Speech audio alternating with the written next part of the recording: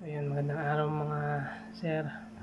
Mag-upgrade tayo ng makina ng ating Musol i115. Follow nyo ko sa aking Facebook account, Papang DS108. Mag-subscribe ka na para mas mababayan mo ang ating build series na ito. Tungkol ito sa ating Musol i115 na 160cc na siya. I-convert natin siya into head ng sporty. Bakit natin siya i-convert? At bakit tayo mag-sporty head? At bakit tayo magbibig valve? I-discuss ko lahat yan dito sa ating video na ito. Part ito ng video, so sana subaybayan nyo at sana matapos ko yung build na to. Kasi ito lahat second hand parts lang itong binili natin. Sacrifice mo ng ibang pyesa para magawa natin yung build na ito.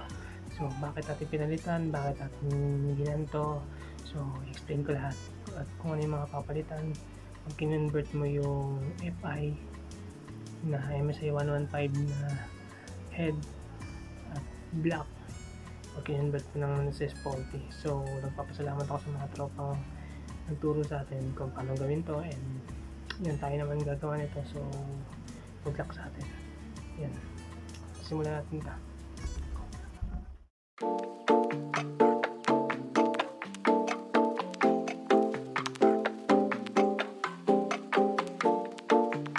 Bali guys, yung video na to tungkol ito sa i-convert natin yung ating Musol i115 na i-convert natin yung kanyang head, yung kanyang block na pang sporty. Maraming tatanong kung pasok ba yung JBT na block. So pasok yun guys, kaya lang high compression siya kasi iba nga yung rod, yung connecting rod ng MSI 115 sa sporty, mas mahaba yung sporty. So kaya natin siya i-convert kasi mas maraming pyesa available sa sporty kaysa sa MSI 115. So halimbawa man na masira man yung block natin na 59, makakahanap tayo ng pyesa iyan na pwede natin ipalit na on the budget meal pa rin. Siyempre kung kaya mo naman yung brand new, go for the brand new, pero dito budget nilang lahat. So dire-diretso na natin ito. Tapos yan, ito yung mabili kong set, 59 block na ASB to guys. Kasama na yung ASB, kasama na yung kanyang piston. Big valve na to, big valve.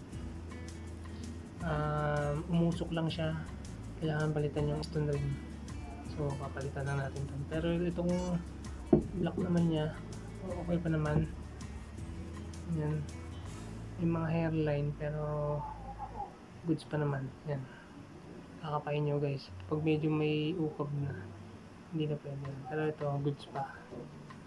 Yan, yan, kakapain nyo, goods pa yan. Pero kung may budget kayo, brand new, go for the brand new. Yan, may budget kayo, so budget meal lang tayo. Next natin guys is itong cams, Bulldog cams to guys na 7.0. Ito yung pang ano talaga, pang big valve 7.0. Libre to guys, kasama to dito sa set na binigay sa atin. Problema nito is yung valve niya, yun lang, kailangan palitan yung valve kasi may tama yung isang valve, so isa na lang yung natira. Pero plano natin papalitan na natin lahat ng valve para bago lahat, mas maganda yun. Pero yung itong retainer tsaka yung mga ano, sasalpakan na natin to para yung gagamitin natin na internals. Tapos ito guys yung block, yan, ito yung block nya, yan. MTFT head na 24-28 ang size, yan, kita nyo yan.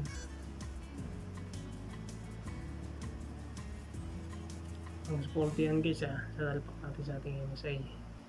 Yan, ang pinaka issue nya guys is yung kanyang valve guide, nandito ito, yan. basag yung kanyang lagay ng bulb guys. So papalitan yan. Papahugot nyo sa machine shop para mapalitan ng bago. So yun yung kailangan natin gawin. Tapos wala siyang takip. Yan. Takip dito. Yan. Yung nabibili nito. So nasa 100 plus isa. So dalawa yan. Tsaka yung cam cover dito naman. Tsaka nut. Yan. Tapos naka-port na rin naman siya. Yan. Port sa may yan. Yan. Tapos yung mga pin lock tsaka yung mismong pin ng rocker arm tsaka roller rocker arm, wala pa tayo nun guys. Kaya yun yung kailangan natin kumpletuhin dito sa head ng MTRP. So far so good. Maganda naman to. So sana mabuo natin, matapos natin yung build series na to para sa MSI 115 natin. So, dito muna tayo mag-focus sa 59 setup natin na MSI 115. So mangyari, yun nga, connecting rod ang unang papalitan. Tapos stud bolt kasi baka hindi abot nung stud natin yung block at ng head ng sporty, kaya dapat pang sporty din sure ball na aabutin niya yung head nut. Apat yun. Tapos ang next na papalitan is yung block piston tsaka head. Yung head pang sporty pwede rin. So pwede guys, kung balak nyo naman stock head pa rin ng Missile 115, pwede yun. Okay, papalit lang yun ng connecting rod tapos block na ng sporty, pero stock head pa rin ng Missile 115, pwede yun guys. So discarte na yun ang gagawa, and sana walang maging problema pagka ginabit na. Then CFI maraming sensor at nag-check engine yan, hindi tulad ng sa carb. Okay, unang-unang sensor niyan is yung kanyang oil sensor dito. Yan, maliit lang na ano yan guys. Sabi ng tropa, ipaparetread nyo yan para malagyan nyo ng oil sensor, dito nyo ilalagay. Tapos pangalawa nun is yung kanyang O2 sensor. Ano yung O2 sensor? Yung O2 sensor is heat temperature. Yun naman yung sa kakabit sa tubo ng pipe. Kasi nga, wala na siyang kabitan dito. Pero pag ASB head yung binili nyo, meron yung kabitan dito sa baba. Kaya okay din yun. Panoorin nyo na lang yung vlog ni Mochi Works. Yun pwede yun. So magagamit nyo yun dito. ASB head yun na MSI 115, kaya pwede yun ASB head, pero MSI 115.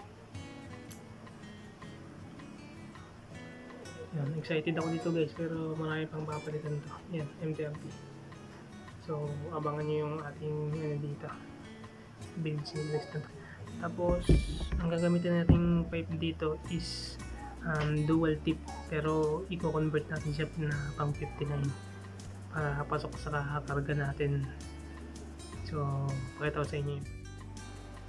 So ito yung pipe na nalagyan natin. Yan, dual tip yan. Alog siya dito. Yan, may alog din dito. Kasi ginawa nung unang may-ari, sinalapakan ng steel wall. Siguro dahil nga wala na siyang fiber, binaklas nila dito para malagyan ng steel wall. Yan. Ang curve ito guys, pero i-retubo natin to na pang big valve para pasok sa karga natin. So ito medyo matagal pa to.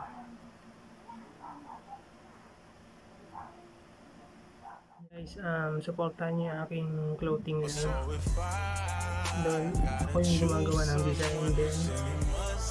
Sana supportahan niyo para hilig ko rin din kasi yan. So ito yung second design namin. i-check nyo yung Facebook page ko, Papang Clothing ko. Nandun lahat ng mga update. So may nakapost dun na third design. So sana mag-order kayo. So yun guys, sana supportahan nyo yung ating YouTube channel tsaka yung Facebook page natin. Magka 1,000 followers na tayo doon. So ito lang yung ating hilit. So yun, magpaalam na kayo para makita nyo yung ating build series na 59 big valve 160cc na Miyazol i115. So let's go. Dito na lang muna, update ko kayo sa mga susunod pang video. So like and follow and subscribe. Maraming salamat. Ingat kayo. God bless. Yan lang. Peace out.